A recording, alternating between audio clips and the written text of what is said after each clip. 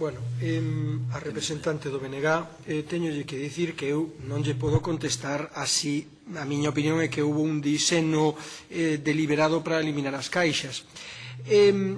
Máis importante me parece o tema da posibilidade de crear unha entidade de crédito de carácter público. Vamos a ver, caberían dúas posibilidades, que fose un banco, unha sociedade anónima de capital completamente público, ou ben que fose unha caixa de aforros, de feito unha fundación. Evidentemente, o artigo 128 da Constitución é o título habilitante para a liberdade de empresa pública. Entón, o sector público sempre ten a liberdade, ten a ferramenta xurídica, aínda a nivel constitucional, para crear unha entidade que teña un carácter público e para desenvolver calquera actividade económica. De feito, cando se pensa na lei de réxime xurídico do sector público de Galicia, esta lei pensa que poden formar parte do sector público de Galicia institucións de carácter, eu coido que fundacional. Pódense crear fundacións de interés galego, pero que pertenzan ao sector público. Eso sempre se pode facer. Para min as dúbidas son as seguintes. En primeiro lugar, calquera que fose a vía que se elixise, ben a dunha sociedade anónima banco ou ben unha fundación caixa de aforros de carácter público, a persoa xurídica sería sempre de dereito privado. Quero dicir que non sería parte da administración. Tanto a lei estatal como a lei autonómica galega suxiren, eu coido que xa non suxiren, deixan ben claro que unha cousa é a administración pública e outra cousa é o sector público, e que no sector público poden haber aínda entidades plenamente privadas. Entón, que poderíase facer? Podería. Que iso sería unha garantía do carácter público, do carácter estatal ou autonómico, imos de chamar, desa entidade? Eu coido que non. Dende logo, no caso da sociedade anónima, certamente non é posible. E no caso da fundación, o problema das caixas é que durante moito tempo se estivo a discutir se tiñan todas carácter público, todas carácter privado, unhas sí e outras non, e houbo respostas para todos os gustos. Eu penso que todas as caixas de aforros, en principio, son de natura privada, aínda que os fundadores e os órganos podan ser ou estar integrados por o sector público. Se non fose así, non tería razón de ser que se falase do protectorado, porque o protectorado é unha relación, é un termo que é do dereito administrativo, pero de dereito internacional público. Falábase do protectorado entre Estados. E ese termo suxiría que o Estado que tiña o protectorado e o territorio baixo protectorado non estaban integrados territorialmente, que eran distintos, como pasou a España e Marruecos, e en certo xeito tamén o que pasaría con esas caixas públicas entre comillas de aforros. Estarían fundadas polo sector público, pertencerían ao sector público, pero a súa natura sería privada. Non habería ninguna relación de xerarquía nin de tutela, sería outra cousa, non? Un control estrictamente mercantil, estrictamente de dereito privado, sobre unhas entidades que, bueno, se cadra ao mellor pódense levar pola vía do dereito presupuestario, que ás veces tamén abranxe as entidades privadas baixo man pública, pero públicos verdadeiramente non serían. E hai outra cuestión. Iso podería aínda ter un efecto beneficioso, porque, claro, un sempre está preocupado co problema de que a Comunidade Europea poda meterlle mano ao sector público que financia actividades privadas polo tema das axudas públicas. Non digo que tivera que ser así necesariamente, pero un tema que non se pode esquecer. Hai que ter cuidado con eso. Eu coido que esas cuestións eran un pouco que me preguntaba. Plantexouse aquí tamén o tema dos plazos e das cuantías da devolución das preferentes. Vamos a ver. A min paréceme que pode mover a engano, non somente es que lle chamen participación, o término participación é enganoso, non? Pero Para min tamén é enganoso que se lles chame perpetuas e que se lles diga que non teñen vencimento. O que non teñen é vencimento determinado, pero vencimento sí que o teñen. De feito, no Código Civil e no Código de Comercio hai alo menos dous artigos, o 1128 do Código Civil e o 313 do Código de Comercio, que plantexan o problema daquelas obrigacións, daquelas obrigas e dos contratos de préstamo cando non teñen plazo marcado de vencimento. Entón, o Código Civil dice notificación notarial 30 días. E o Código Civil o que di é que se pode solicitar ao xuíz que determine o plazo. A min, persoalmente, paréceme se cadra menos traumático ir ao xuíz e dicir, señor xuíz, isto é unha obriga, son títulos de débeda, teñemos que devolver, e o que pasa é que non hai un plazo determinado. Pídolle vostede que o fixe.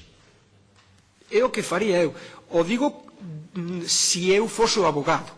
E diría, mira, o caso típico da persoa que ya lle dixeron que non podía pedir a nulidade, porque non é unha persoa que fora enganada, non pode pedir a nulidade. Entón, bueno, pois imos ver que pode facer se teñen que cumplir. Eso é o que dixen eu. Hai dous artigos nas leis españolas que posibilitan a determinación dos plazos. Ben directamente, a min paréceme que é un tema se cadra demasiado agresivo, demasiado traumático. É outra posibilidade de pedirlle ao xuíz. O 1128 do Código Civil. En canto ao tema dos enganos, que eu coido que se plantexaron aquí de dous xeitos. Vamos a ver. Evidentemente, a min paréceme que cando unha persoa venme a facer unha oferta de contrato, o primeiro que ten que quedar claro é que contrato se está a celebrar. Se a min me din que vou suscribir o que é un préstamo un banco, non é o mismo que se me din que eu vou facer un depósito. Se me din que vou facer un depósito, eu teño todo o dereito a pensar que ese depósito podo reclamar cando me pete, que é at call ou inda que é a plazo, pero inda os depósitos a plazo podense pedir anticipadamente, o que pasa é que perdo os intereses. Pero o dereito a pedir, teño o dereito a pedilo, 1775 do Código Civil. O problema é que se a mí me din que é un depósito e non un préstamo, que non é unha suscripción de débeda, certamente o meu consentimento non está ben informado. E tanto me ten que logo a directiva MIFID ou o decreto de 2005 sobre emisións e ofertas públicas de valores diga que me teñen que dar información, xa o sei. O que pasa é que no momento de suscribir non me deron. Fixéronme creer que isto era un depósito. Claro, que é o que pasa? Que iso somente vale cando un pode demostrar que foi enganado. O artigo 1266 do Código Civil, por desgracia, fai pesar a carga da proba sobre a persoa que di que hubo un error dolosamente causado. Ao mellor o que teñen que facer os xuíces é facer unha interpretación distinta, decir, bueno, mira, pero tamén iso podría ser injusto, porque hai moita xente que quiso compralas e non todos foron, estiveron na oscuridade.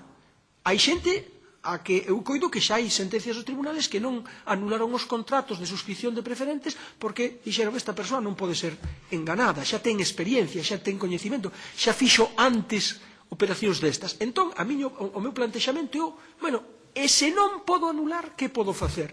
Eu tiro, pois ben, que se cumpla e que se lles fixe o plazo, entón xa veremos cando di o xuíz que teñen que pagar e canto, porque o que é certo é que a disposición adicional segunda da CIRPOI, esa lei de título tan longo, a 13.985, non é a fonte dos dereitos e das obrigas dos titulares das preferentes. Esa norma non é unha norma de dereito de contratos, non é unha norma de dereitos sociais, é unha norma de dereito administrativo bancario de tema contable que o único que di é como teñen que ser as preferentes para que se podan computar nos balances dos bancos como fondos propios. Non pretende regular ela mesma o réximen das preferentes. Di, mira, se ti fas unhas preferentes que teñan estas características tal, vouche deixar que as poñas como fondos propios. A verdadeira fonte das obrigas e dos dereitos está no contrato de suscripción baseado nas condicións de emisión e no que din os códigos civis de comercio e o texto refundido da lei de sociedades de capital o que di a lei de 1964 sobre emisión de obligaciones por entidades que non sexan sociedades anónimas. Eso é o que hai que tirar. Bueno, o tema de vou contestar aquí un tema que plantexaron dous dos intervintes, que é o tema das preferentes e a autorización, que coido que é un problema porque o conflicto entre o artigo 25 da Lei do Mercado de Valores e o artigo 17 da Lei Galega de Caixas de Aforros. Non se crea vostede que a min na primeira non me causou unha certa desazón, pero eu coido que teño un xeito de interpretar estas dúas normas de xeito que non sexan contradictorias. Vamos a ver. A Lei de Caixas de Aforros de Galicia é basicamente unha lei de dereito bancario. A súa preocupación é o tema do funcionamento das entidades de crédito que funcionan como entidades de crédito. Captan fondos do público e os empregan na concesión de créditos. O problema das preferentes é que, como están pensadas para ser fondos propios, non son propiamente actividade bancaria, son actividade societaria ou actividade fundacional, pero non actividade bancaria. Por iso, na miña opinión, o que prevalece é o 25 da Lei do Mercado de Valores, que di que as emisións de valores non precisan de autorización administrativa previa. Se as participaciones preferentes fosen utilizadas, o que é unha locura porque a súa finalidade é outra, fosen utilizadas para conceder créditos ou efectuar inversións, etc., ao mellor poderíase dicir, pois aquí sí tería sentido que se pidera unha autorización administrativa previa, pero que isto non é actividade bancaria, é actividade, voulle chamar societaria, aínda que son fundacións, é actividade societaria, porque esas cantidades non van destinadas ás operacións bancarias de activo, senón que van destinadas a un tema contable de fondos propios da entidade. E iso é un tema común a unha fundación, a unha sociedade anónima ou cualquier suxeito que actúe no mercado como empresario teña que levar unha contabilidade e teña que seguir o plan xeral de contabilidade, etc.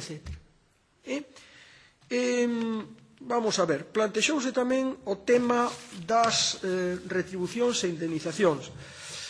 Vamos a ver, a mí paréceme xusto, o digo por comparación co que pasa con as sociedades anónimas. Nas sociedades anónimas tamén pode suceder que os cargos de administradores sexan gratuitos ou que sexan retribuídos, pero cando son retribuídos é moi lóxico que a retribución sexa ou ben un soldo, unha cantidade fixa, ou ben unha participación en beneficios. Non pode ser unha participación polo desastre da entidade. Eu eso teño moi claro, porque no fondo estamos a falar de dereito de contratos, e nos contratos é necesario non somente que teñan un obxecto determinado, senón que teñan unha causa lícita. E a causa ilícita é a que é contraria á moral ou ben ás leis. Entón, o que eu coido é que cando se establecen unhas retribucións ou unhas indemnizacións que superan dese xeito se caga desmesurado o que é normal no sector, a min paréceme que eso, bueno, pois, alo menos hai que poñelo debaixo dos focos e miralo con cuidado. Non sei se esquezo algunha pregunta que fixeran, tampouco quero pasarme. Efectivamente, bueno, vamos a ver. A supervisión, evidentemente, no tema das preferentes é un tema da Comisión Nacional do Mercado de Valores. É un tema da Comisión Nacional do Mercado de Valores porque, no primeiro lugar, a suscripción das preferentes son contratos privados, contratos mercantís, e a legislación mercantil é competencia do Estado. E esa competencia non somente é a competencia normativa, é que tamén a competencia de desenvolvemento e de execución. Entón, eu coido que a única vía máis ou menos clara da Comunidade Autónoma de Galicia para entrar en este tema podría ser, que non sei cales son, as súas competencias en materia de consumo. Pero claro, o problema é que hai xente que suscribiu as preferentes e que se cadra non ten as características do consumidor. Pero, aínda admitindo iso, hai que ter en conta que no dereito funciona sempre o principio de especialidade. Entón, que é o que é especial? O feito de que sexa unha operación de consumo ou que sexa unha operación de mercado de valores. A min, pero é unha opinión, e como todas as opinións pode ser rexeitada ou debatida ou bueno, pois demostrado que non é verdad. A min paréceme que a especialidade está no feito de ser unha operación de mercado de valores.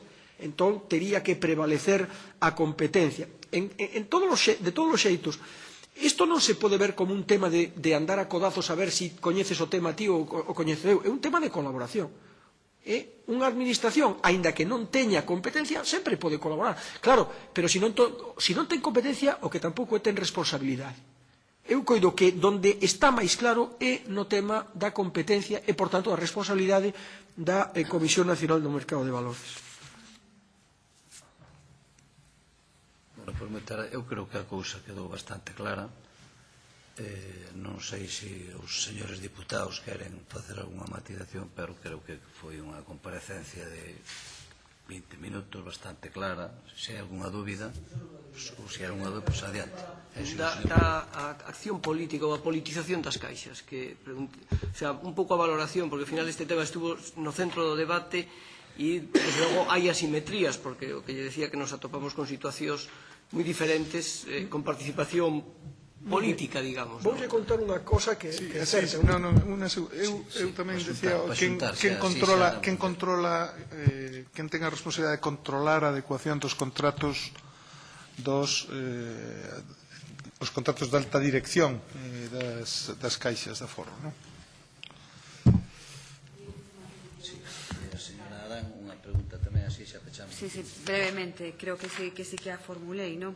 No caso das participacións preferentes, si directivos das caixas, imaginemos, non, pois deran órdenes aos seus subordinados de que foran vendidas como con unha razón diferente da que efectivamente son. O sea, que responsabilidade terían sobre iso. Bueno, en primer lugar... Perdón, es que non me acuerdo lo que me habías preguntado. Responsabilidade política. Sí, de las cajas. Ya. Vamos a ver, voulle contar unha anécdota que me pasou hai moitos anos.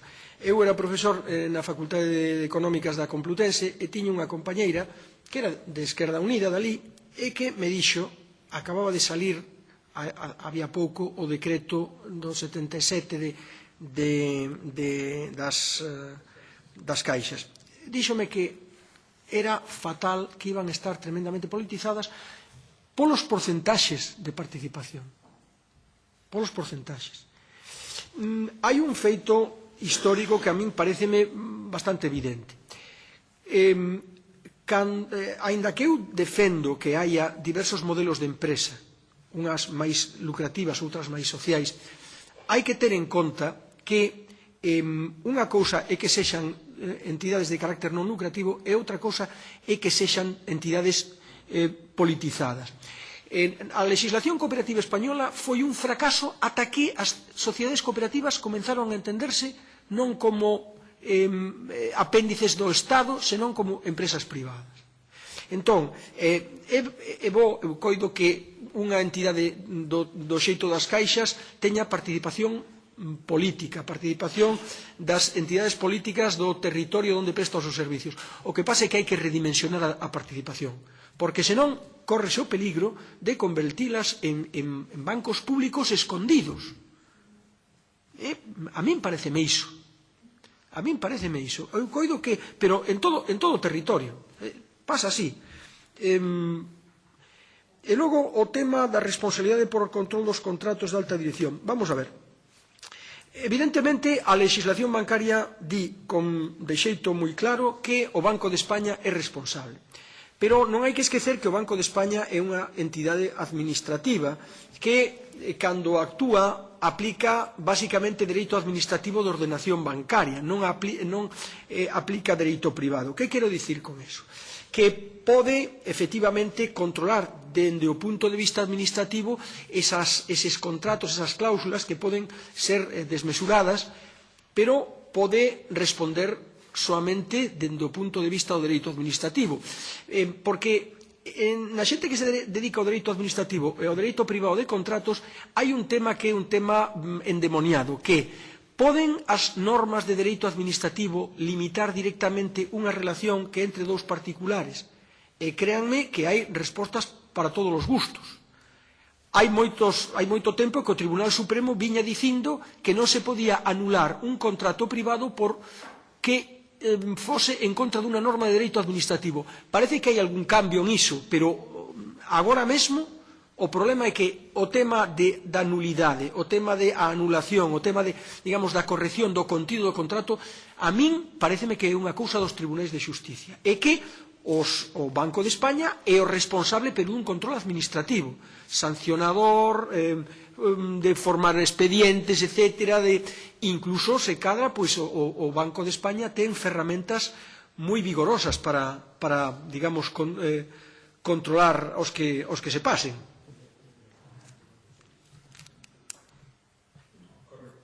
Eu creo, sí. Si la primeira pregunta da señora Dan quedaba aí. Tesma que facer outra. Sí, das preferentes, era referente às preferentes. Perdón,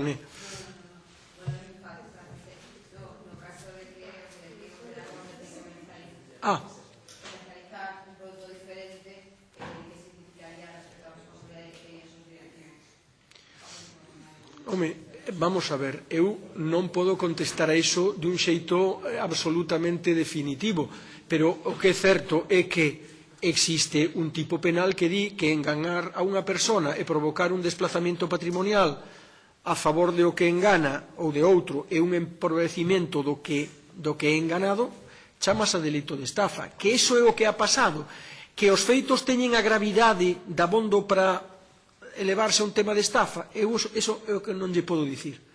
Iso móvese en unha banda entre a invalidez do contrato e o delito, pero máis alén non lle podo dicir. Bueno, pois eu creo que está todo xa así que esclarecido.